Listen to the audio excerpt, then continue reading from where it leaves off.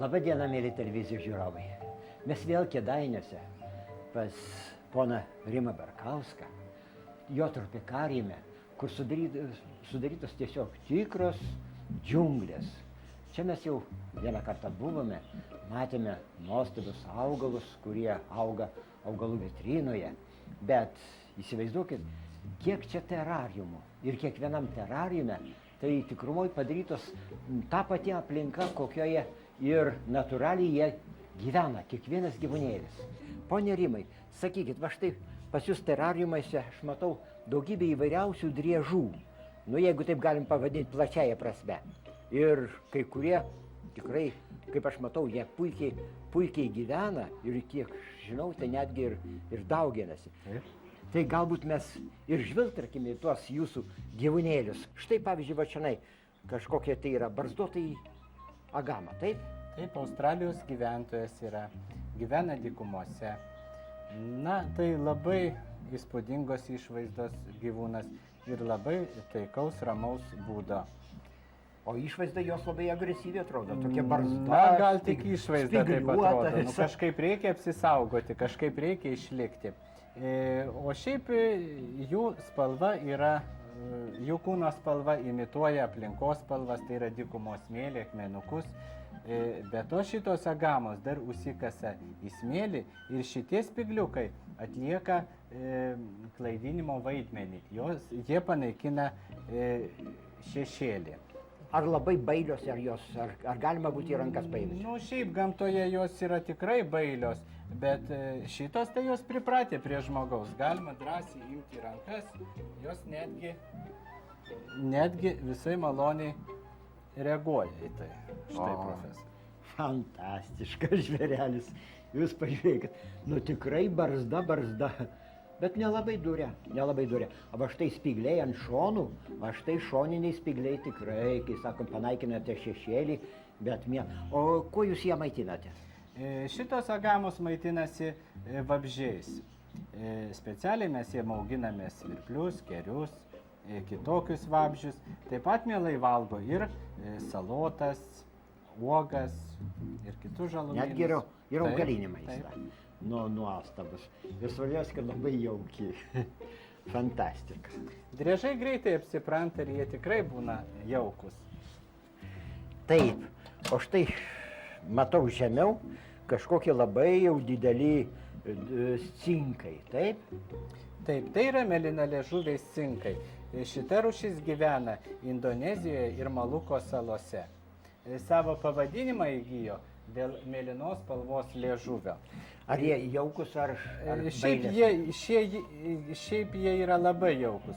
Jie yra tokie nelabai paslankus gyvūnai, nes jie gamtoje gyvena miško paklotėje, po nukritusiais lapais, rąstais, todėl jų forma yra tokia torpedos formos, kad galėtų laisvai judėti. Bet ir spalva tokia maskuojanti, kadangi taip kaip sudžiūvi lapai atrodo. Šių gyvūnų oda, pažvelkit, kokia jinai slidi, glotni tokia ir tai irgi reikalinga. Bet tai cinkams ir būdinga yra. Todėl, kad šitie gyvūnai, jie tokį landžiojantį gyvenimo būdą veda. Todėl tokia oda ir reikalinga, kad būtų jam patogiau šliaužti. Sakykit, bet jie, matau, kaišioja liežuvį dažnai. Kam jie tą liežuvį taip kaišioja? Taigi negražu. Ne, tai jie prie šito liežuvio prikimba kvapų dalelytės ir taip šitas gyvūnas užuodžia ir maistą suranda. Mes matėm, agamos maitinasi vabzdžiais, o jie? Šitie irgi gamtoje šiaip maitinasi. Pagrindinis maistas tai yra įvairūs moliuskai, sraigės, šliužai visokie. O nelaisvėje jie puikiausiai valgo kačių konservus. Tiesiog pridedi gabalėlių konservų į indelį, jie prieina ir pasisotina. Labai nesunkiai auginamas. Jie yra gyvavedžiai, ne taip kaip dauguma driežų deda kiaušinius. Jie gimdo susiformavusius jauniklius. Ir gana stambius. Ir tropikiniai ir gimdo. Paprastai šiaurėje gimdo. O čia labai įdomus atvejis.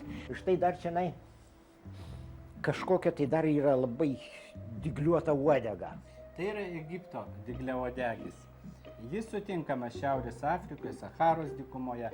Tai driežas, kuris gali pakelti pačią aukščiausią temperatūrą.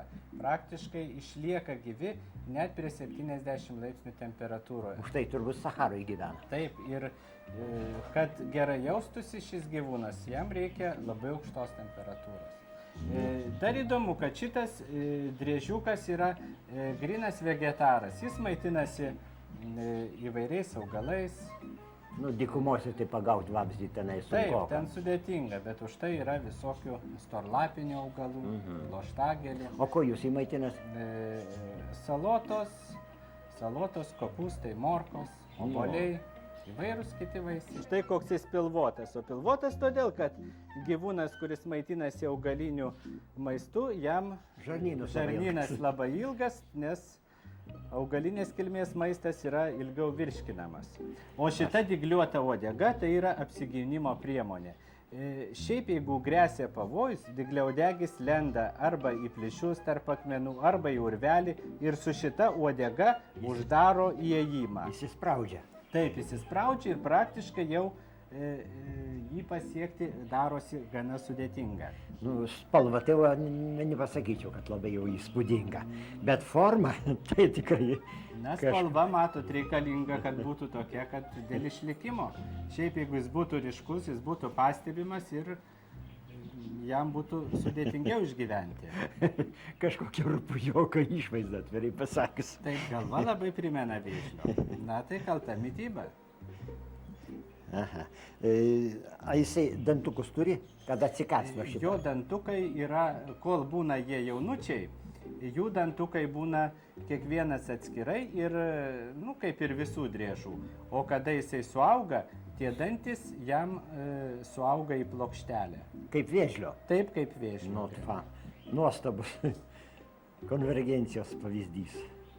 Pone Rimai, galbūt mes pakeliaukim dabar į džiunglės, į miškus, ten, kur va, šitie driežų giminaičiai labai įspūdingi, labai gražus yra. Aš matau, va, pas jūs tenai ir dekoracijos yra tiesiog su bromelijomis. Tai kaip, nu, Pietų Amerikos, atrodo, gyvūnams skirta. Ten lyg tai vandeninis agamos yra. Kuo jos ypatingos yra?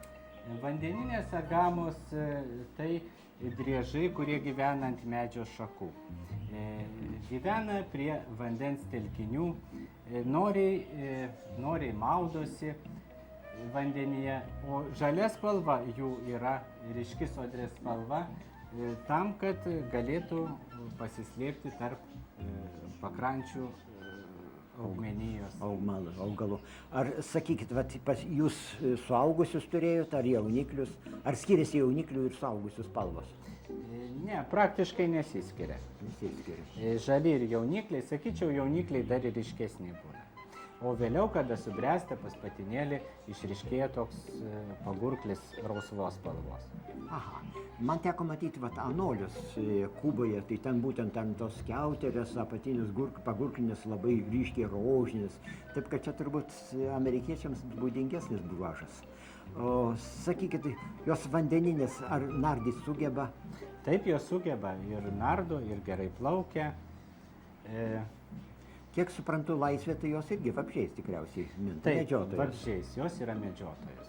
Pas jūs yra dar kita labai panaši rūšis, tai iguanos. Jos yra labai panašios savo išvaizdą, bet jos priklauso visiškai kitoms šeimoms. Iguanos gyvena Pietų Amerikoje, irgi taip pat prie vandens telkinių, ant medžių šakų, todėl gal ir čia yra kilę tokie jų išorės panašumai. Bet iguanos užauga žymiai didesnės. Jos užauga iki 1,5 metro.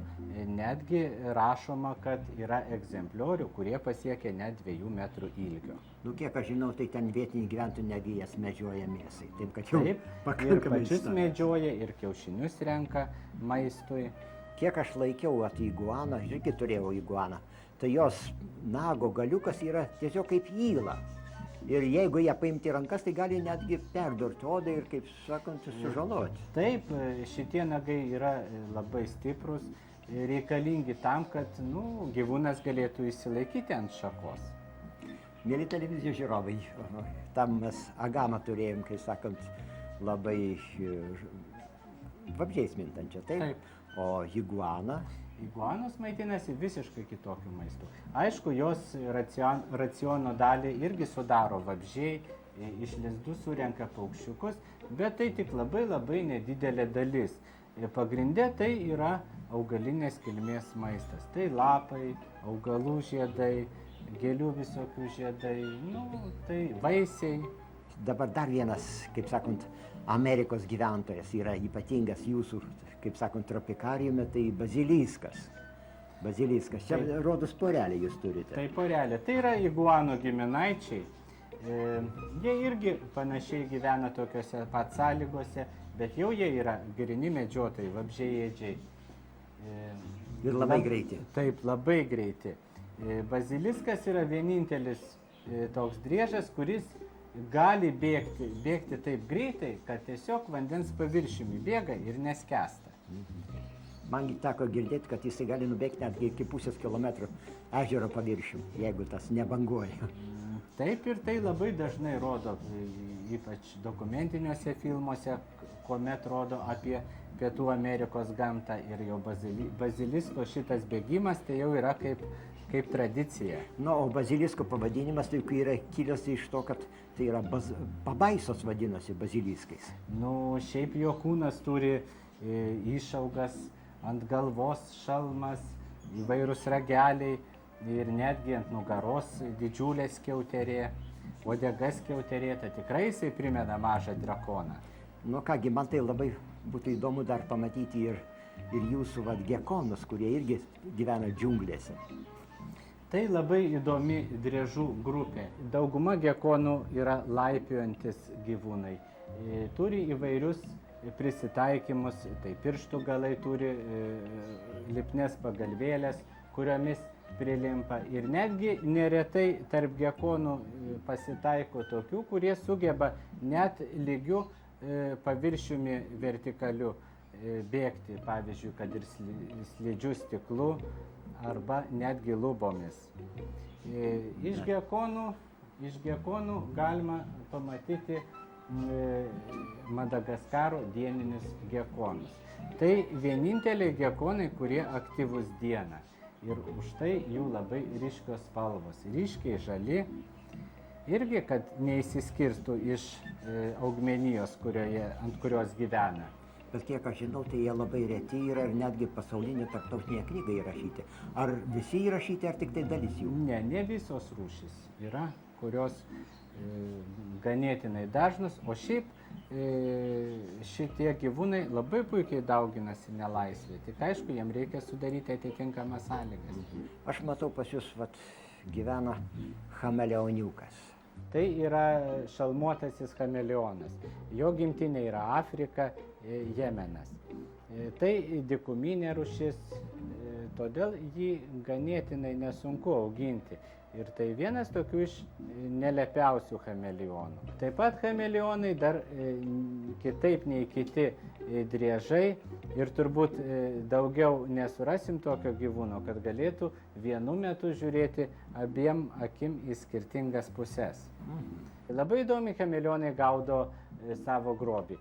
Jie gali išmesti į priekį savo liežuvį ir būtent prie to liežuvio prikimba vabzdys ir jie taip staigiai įtraukia ir tas liežuvį ir vabzdys atsiduria burnoje. Mėly televizijos žiūrovai, aš džiaugiuosi ne tik tai šitais gražiais gyvūnais, bet man nepaprastai patiko pono Rimo ta aplinka, kurioje tie visi gyvūnai gyvena. Visos sąlygos padarytos fantastiškai nuostabas, taip kad, pone Rimai, jums kuo geriausios sėkmės. O jums televizijos žiūrovai, iki pasimatymo.